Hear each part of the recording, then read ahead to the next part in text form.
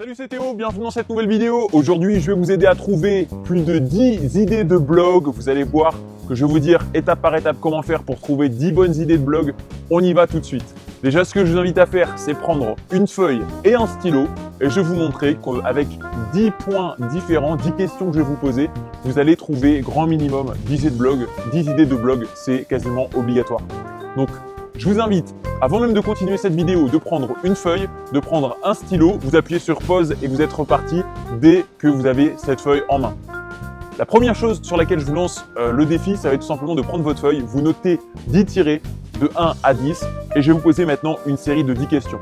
Donc si en ce moment vous vous posiez déjà la question de savoir comment faire pour trouver une bonne idée de blog, eh bien sachez que vous êtes sur la bonne vidéo. Moi pour ma part, j'ai déjà recherché pendant longtemps des bonnes idées de blog et à chaque fois je me suis heurté à des énormes trous de mémoire. Je me suis dit mais voilà, je vais créer des idées de blog à propos, je vais créer des blogs à propos de quoi?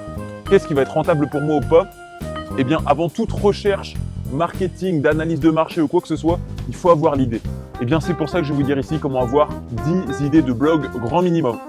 Le premier tiré que je vous recommande, c'est déjà de mettre votre passion. Est-ce que vous avez une passion en ce moment? Si oui, mettez-la tout simplement en haut de votre feuille. Donc, je sais pas, par exemple, moi je sais que je suis passionné par exemple à propos d'intelligence financière. Je sais que voilà, j'aime me renseigner et m'informer à propos de comment faire pour avoir tout simplement plus de patrimoine. Pourquoi? Parce que j'aime l'argent, tout simplement parce que l'argent ça achète le temps, la liberté et ça permet de faire plaisir aux proches, d'investir dans des choses qui nous intéressent. Bref, donc ça c'est un peu ma passion. Deuxième tiré, ça va être votre meilleur souvenir.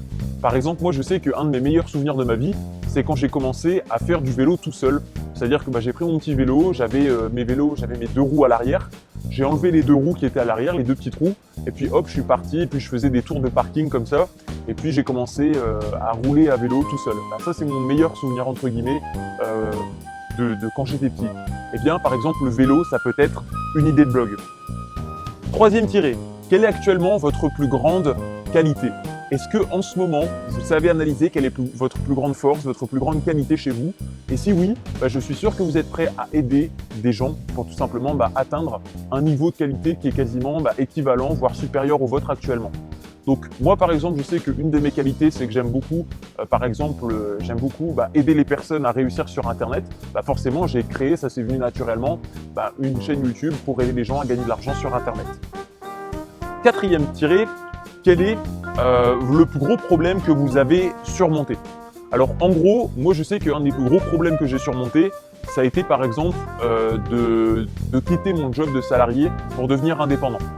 Moi clairement aujourd'hui, je sais que c'était ma plus grosse difficulté parce que moi je gagnais concrètement déjà plus de 2 500 € par mois avec mes activités en ligne alors que j'étais encore salarié et j'étais très flippé à l'idée de vivre uniquement de mes revenus sur Internet puisque je me suis dit ouais non mais les revenus sont en dents de scie, donc parfois j'aurai des tout petits revenus, parfois j'en aurai des gros et au final j'ai pris mon courage à deux mains et puis je me suis lancé et je suis parti en Thaïlande avec mes pauvres 2 500 € par mois et voilà, c'est comme ça que ça a commencé. Ensuite, un autre tiré. Quel est actuellement votre plus gros challenge? Est-ce qu'en ce moment, vous avez, je sais pas, un truc qui vous travaille tous les jours sur lequel vous vous dites ah ouais, non mais ça, j'aimerais tellement l'avoir. Moi, je sais que par exemple, et en toute honnêteté et transparence avec vous, pendant longtemps, j'ai recherché une fille qui était vraiment sérieuse, avec qui je pouvais me poser, limite me marier. Et puis, forcément, c'était pas facile, c'était un vrai challenge pour moi. Et puis, maintenant que je pense avoir un petit peu une idée, concrètement, ça pourrait être une idée de blog, par exemple. Par exemple, comment trouver quelqu'un pour construire un projet sur le long terme. D'ailleurs, c'est l'idée d'une de mes clientes dont je ne vais pas citer le nom, mais en gros, ça peut être une idée de blog.